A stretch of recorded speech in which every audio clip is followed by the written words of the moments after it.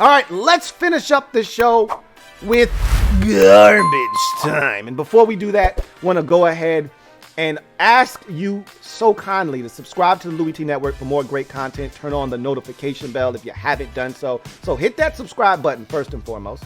Turn on the notification bell if you haven't done that.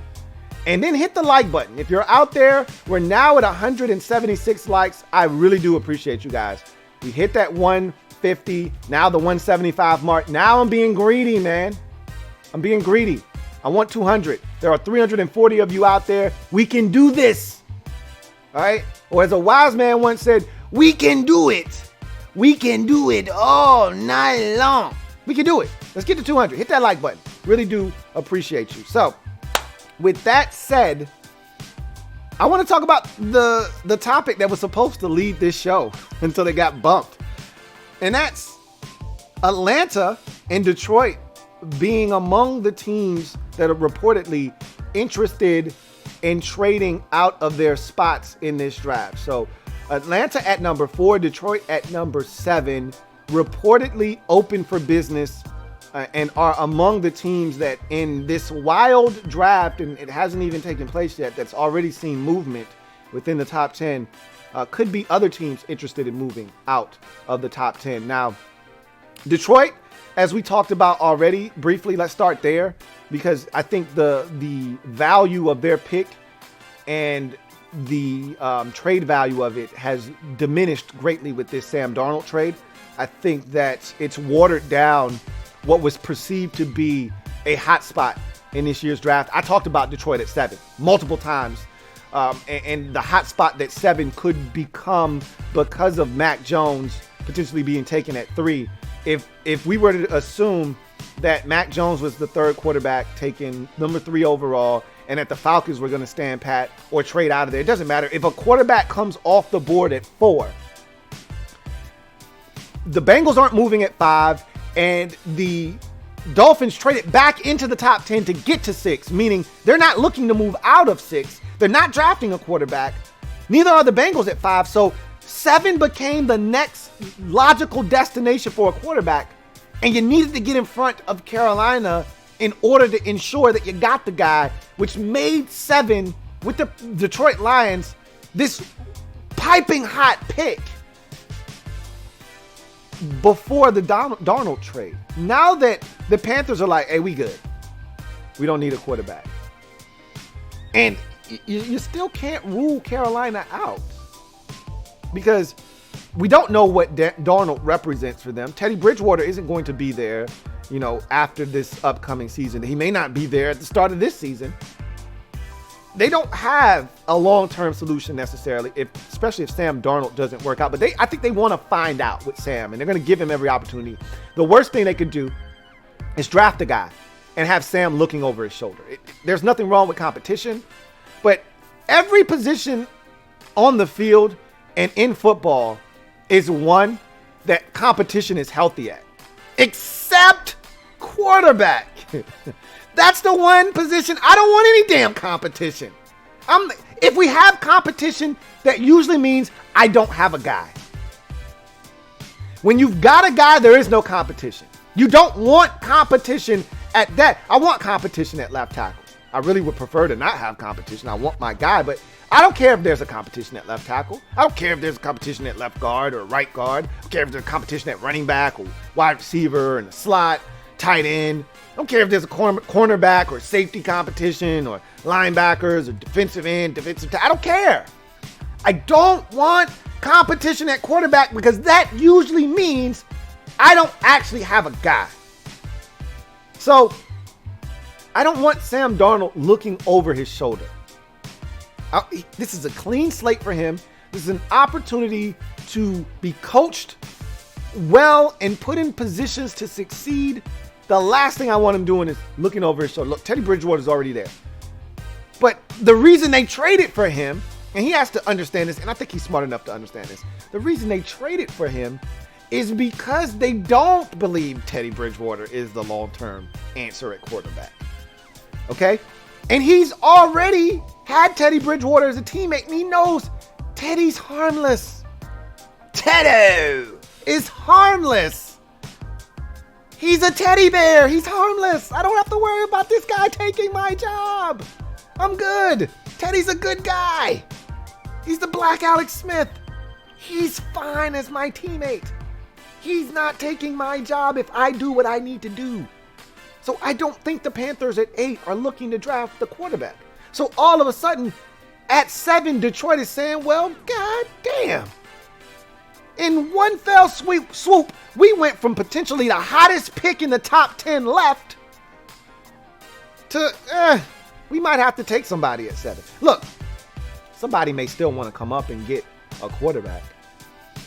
But if I can wait, and I said this a while back about San Francisco, like, you didn't need to come up to 3. And who am I to say what you need to do to get Mac Jones? But I feel confident saying that somebody wasn't going to trade up to 3 to get Mac Jones if you didn't. Somebody might have traded up to 3 with the Miami Dolphins. They weren't coming to get Mac Jones.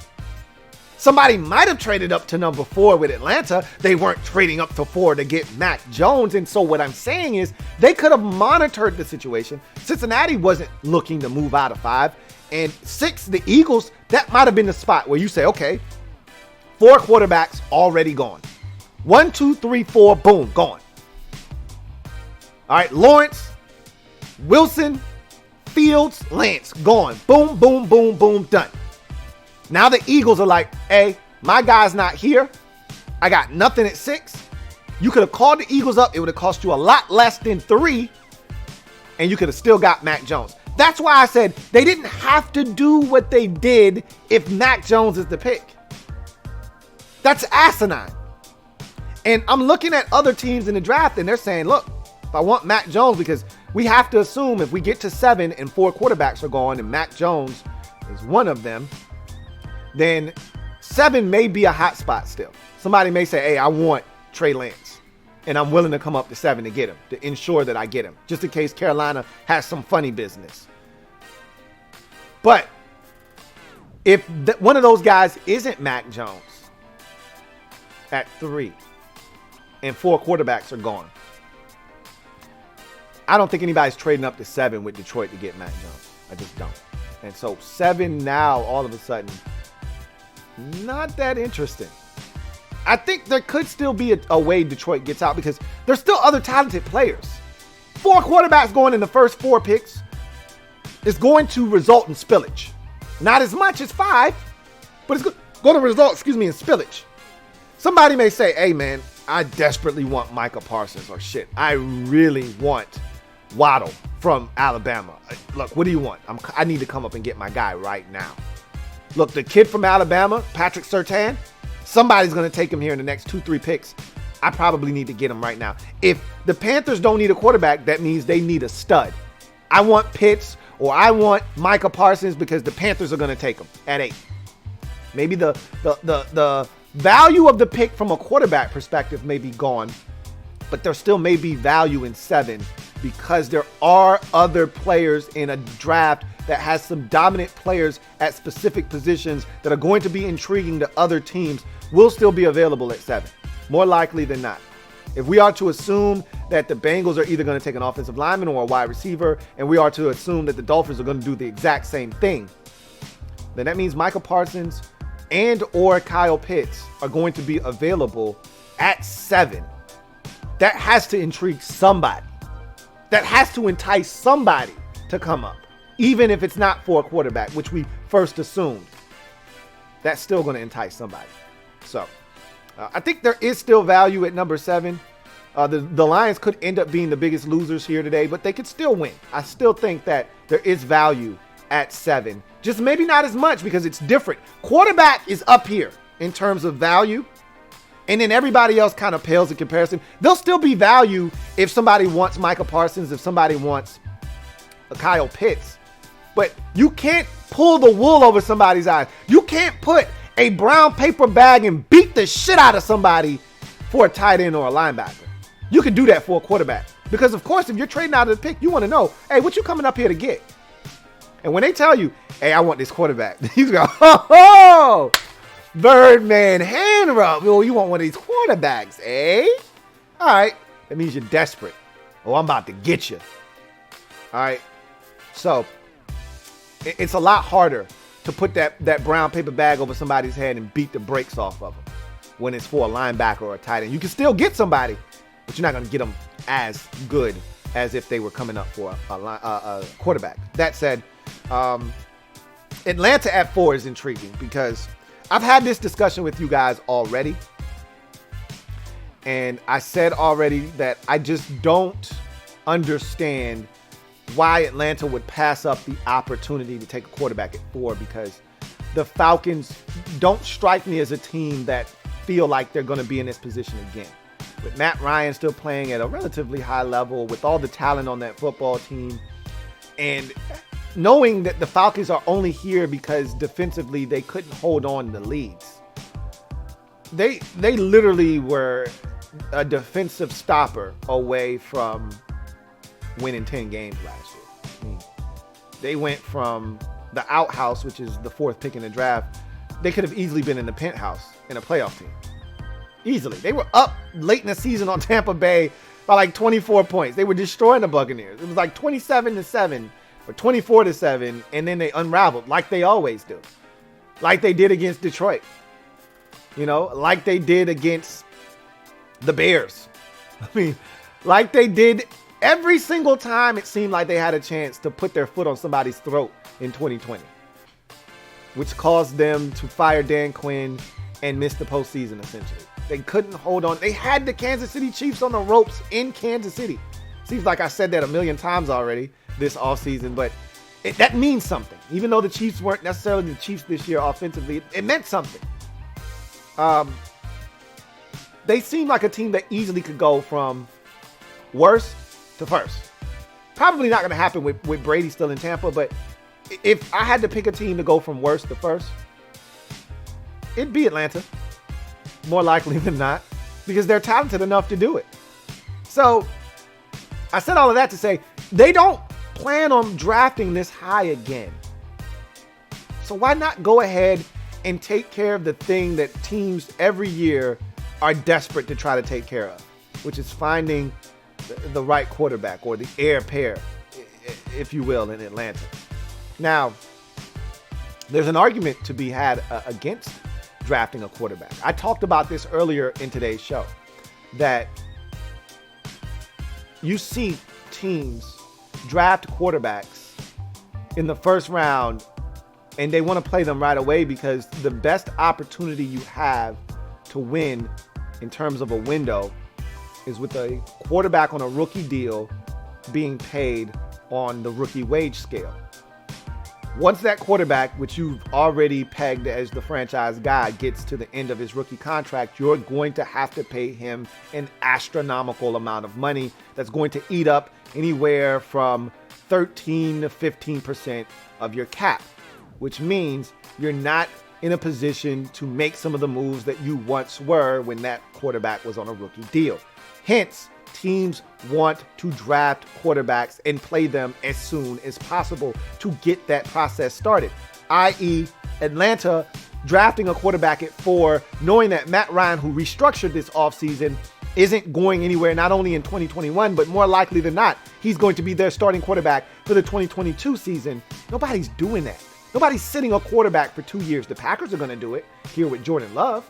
And they've done it in the past with Brett Favre and Aaron Rodgers, where Rodgers essentially sat 3 years behind Brett Favre. But teams don't do that anymore. Mahomes sat a year, not 2 years, not 3 years. So I get that Atlanta doesn't necessarily want to put themselves in a position where if you're trying to win now, you're wasting draft capital because this guy that you're drafting at 4 isn't going to help you win right now. But it may also stop you from having to find the guy that you need to help you win in the future, or having to give up massive draft capital to come up to get a guy because you're not in a position to draft someone. So it's an intriguing dilemma the Falcons find themselves in, with a brand new head coach in Arthur Smith, the former Tennessee Titans offensive coordinator, a brand new GM that they got from the New Orleans Saints and Terry Fontenot. It's a great position to be in, number one, but it's a hell of a dilemma that they find themselves in, because on one hand, you can draft Kyle Pitts. He'll change your offense drastically. and maybe it catapults you to an 11-6 season in 2021. You could trade out of the pick at 4, pick up draft capital. I don't know how far back you'd be willing to move, but still get a hell of a football player to get a bunch of picks in return like the Dolphins did. And that could help you as well. Or you could take the quarterback at 4 and prepare yourself for a future that's coming, whether you like it or not. Whether you think Matt Ryan has a lot of good football left in him or not, it's coming. It's coming. You're going to have to replace Matt Ryan at some point. So you got 3 options. Take a guy that's going to help you right now. That guy, more likely than not, is a Kyle Pitts. Move out of 4 altogether. Let somebody else come up and get the quarterback that you turned down. Pick up draft capital that'll help you win now. And maybe you'll still be able to draft the quarterback of the future. Maybe you already got a stationary quarterback. You've already built up the offensive line. You've spent a bunch of draft capital on first round offensive linemen. Whether it's Mitch McGarry or Caleb McGarry, excuse me, or the guard from Lindstrom from Boston College, or the tackle from Texas A&M, Matthews. You've spent all this draft capital on offensive linemen to make sure Matt Ryan is comfortable up front. So you already know that we don't have a stationary quarterback, so we don't have to have one. So maybe Kyle Trask is a guy that intrigues you in the second round. So maybe you say, I don't need to take a quarterback at 4. I can still take a guy, let him sit for a couple of years, even though I don't have the 5th-year option, start him, play him, feel good about him, and pay him, and not have to salvage necessarily a great pick now, or not have to use a pick now, a resource that is instrumental to the success of this team right now, for a guy that's not going to help us right now, when I can still get a quarterback, get a bunch of draft capital, and still get a quarterback that I think can help us down the road. Or you could just take the quarterback at 4. It's really intriguing spot Atlanta's in, but apparently they're willing to trade out. So what that says to me is that they're willing to not draft a quarterback. We heard Kyle Pitts at his pro day say, yeah, I've already had multiple conversations with Atlanta over Zoom conferences. They spoke to me again today at the pro day, and we've arranged for another Zoom conference call here in the near future. They're very intrigued by Kyle Pitts. They know what a tight end of his caliber can do for their offense. They had Tony Gonzalez. They know what he can do and how he can change their offense drastically. So they're intrigued by the prospects of getting a Kyle Pitts at 4. I think they're more intrigued, however, by trading out of 4 altogether. So that is interesting. I just thought that this is a golden opportunity to get the quarterback. Why not? I still think that 4 quarterbacks are going in the first 4 picks, especially if Mac Jones is the 3rd pick. Atlanta becomes the hottest pick in the NFL draft since, I don't know, man. I don't know if you get a hotter pick than 4, because all of a sudden Justin Fields and Trey Lance are available, and you can come up and get the pick of the litter at that point. So I digress. We'll see. Maybe Atlanta is willing to trade 4 if the 49ers take Justin Fields at 3. Maybe Fields is their guy. And if Fields is there, they're not moving out of 4. They're going to take him. But let's say that they take Mac Jones. And Atlanta's like, okay, whoa, wait a minute. Justin Fields is here. We got to take this kid. But if San Francisco takes Justin Fields, they say, we don't want Lance, or we don't want Mac Jones. So if y'all want to come up here and take this pickup off of us, we're cool to get out of here. So I don't know. It's going to be interesting. We'll see. But both of those teams being rumored to be interested in trading, I think it's legit, but we'll see if they're able to get out or not. We'll have so many more discussions before we get to the draft on those 2 teams and whether they're going to get out of their respective picks or not. Louie LouieTeeNetwork.